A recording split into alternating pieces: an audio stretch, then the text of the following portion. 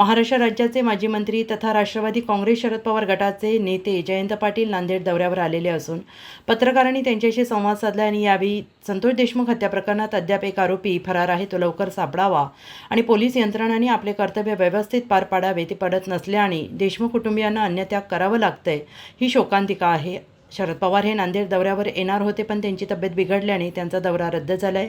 तसेच धनंजय मुंडे यांच्या राजीनाम्याबद्दल सरकारची भूमिका महत्त्वाची असल्याचं त्यांनी पत्रकारांशी बोलताना सांगितलं आहे।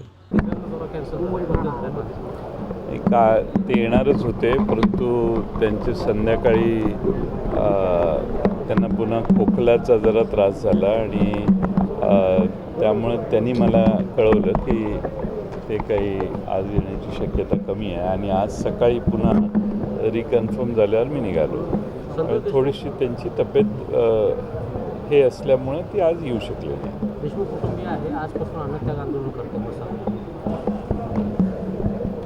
ठीक आहे, आता पोलिसांनी त्या बाबतीत लवकर कारवाई करावी अशी सगळ्यांची अपेक्षा आहे।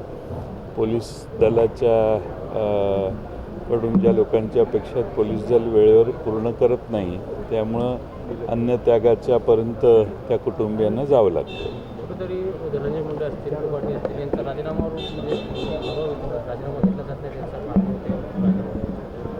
माहीत नाही, तर तो त्यांचा अंतर्गत प्रश्न आहे। सरकारने ठरवायचं असतं आपल्याला कोणत्या प्रकारचे मंत्री पाहिजेत, कोणत्या प्रकारचे नको आहेत। तपास यंत्रणेमध्ये मंत्री कायम असल्यामुळे तपास यंत्रणा गमावेल, हे तपास यंत्रणा चौकशी करेल, पूर्ण करेल लवकर, पण का विलंब लागतो हेच कळत नाही।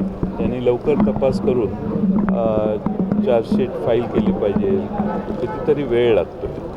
नीलम गोरेच्या कार्यक्रमामध्ये नीलम गोरे म्हणले होते की 2 पर्सेंटेज द्यावं लागत आहेत मातोश्रीवरती, काय त्यावर आता अनेकांनी प्रतिक्रिया दिलेली आहे।